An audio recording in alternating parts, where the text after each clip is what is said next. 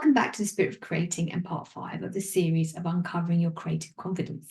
Don't forget that you can download the accompanying digital journaling guide that accompanies this series by following the links provided, as it allows for you to work with the journal prompts in your own time. This week looks at the importance of practicing new beliefs. We walk around with quite a lot of assumptions. We have these nice sanitized ideas of how things should look, how they should be, and when they don't show up how we imagined, we feel like we've failed or something has gone wrong, when the only thing that's really gone wrong was our assumption. You've been working on discovering your creative confidence from within, and you are learning that it is accessible to you, and you are inherently confident until you think thoughts that tell you otherwise. If you are beginning to become aware of some of your repetitive thoughts and beliefs, and are starting to change them and act in accordance to different ones, then you are going to have to practice. We all assume that once we discover something new and we understand it intellectually, that poof, in an instant, we will be transformed. We think that we've read the book, listened to the podcast, completed the course, and we expect instant transformations. And if they don't appear, we take it as a given that either they didn't work and they weren't worth reading, listening, or doing, or that somehow we failed and we didn't do it correctly and there's something wrong with us. But what if it's neither? And the reality is that all that's missing is practice. Because for all the years I was secretly creating without showing any of my artwork, because I didn't believe the work was good enough or that I wasn't good enough, that wasn't magically reversed overnight. I didn't discover my own creative confidence and then become a whole other person with a whole other set of actions and behavior patterns overnight. It took concerted practice. It wasn't instantaneous, because very few things are that create lasting change. It's through the practice and the repetition that new habits and behavior patterns are altered. And this is no different. I want you to practice as though you're learning a new instrument. Become aware of what thoughts are dictating your actions. Be honest with yourself so that you see through why you're genuinely not taking the actions that you know you want to. This relationship of trust with ourselves is of paramount importance when deciding to cultivate new ways of doing things.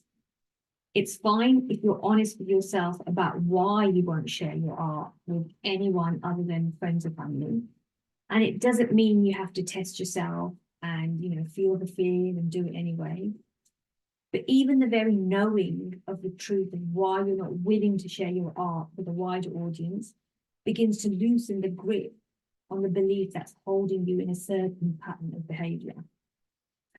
If you know that you fear what others will think of you, then at least you know why you're unwilling to share your art. And when you question the whole premise about why other people's opinions would matter to you more than your own, then you begin the process of breaking apart the belief that you hold about yourself and your capabilities. This is less about sleepwalking through life and just taking everything about yourself and your personality as though it's set in stone, and more about living in a much more open, questioning, and explorative manner. Because when you begin to question your own beliefs and why you believe them and how you behave because of them, you begin the act of opening your mind to new possibilities and understanding that thought is ephemeral and we can't hold it in our hands or show it to anyone. Then how can it be dictating to us who we are and how we behave? We are going to begin with something radical. We are going to create from exactly where we are, exactly as we are. There is no need to require any changes in yourself. Don't strive to be any different. We are talking a radical acceptance of yourself, flaws and all, and that nothing is needed to be any different. Now, with who you are and what you have right here, right now, what can you make? If it's one biro, a scrap of paper, and 10 minutes of your day, then great. Get to work, creating that scrap of paper into art in a style that suits you. What if your art The art that you are meant to be making does not require you to change at all. It's not requesting that you wake up any earlier or be more extroverted. It is silently asking you to be exactly who you are and make what is being inspired within you.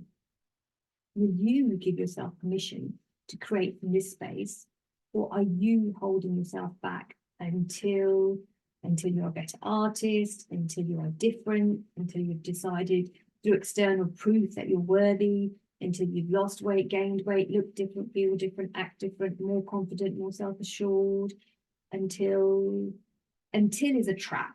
It never comes. It shape shifts into something else as soon as you get there. So don't listen to until. Do it now as you are. Paint as you are. Sketch as you are. Sculpt as you are. Make mistakes, create bad art. Keep creating. It will naturally evolve, as will you. You can't help it. It's part of creating. And you will come to see it wasn't that you weren't quite ready or good enough. It was because you had told yourself a story of you that you would begin when, that you couldn't create art until, you couldn't start until. So let's do a little bit of journaling. What practices do you think you would need to cultivate for yourself to be able to entertain new beliefs about yourself and not remain in a state of habitual behavior patterns? It might be journaling about what you are thinking and feeling if you come across any obstacles in your life. It could be taking a deeper dive into your thoughts and regularly questioning them. And let's do a little exercise. Name an action you really want to take that you think requires confidence that you don't feel you have. So, for example, you might really love the idea of creating a TikTok account, but you just don't know where to start. So now take the first thought and dig a little deeper. Answer the thought with a solution. If, for example, I don't know where to start, but I could do some research and ask someone I know that uses the TikTok platform. That's something easy to do. Now I want you to look at what comes up for you. Think of something that you wanted to create but were waiting until. What were you waiting until? Make a note of what it is and list out anything else that you've been inspired to create. These are pointers to head you into the direction of what it is you want to create.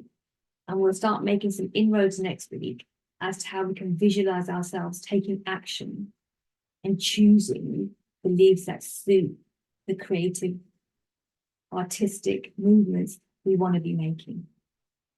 If you have any questions about this episode or you want to share some of your findings from the journal prompts, then feel free to message me on illustratingrain@gmail.com, or you can message me on Instagram, and I'll be back again next week.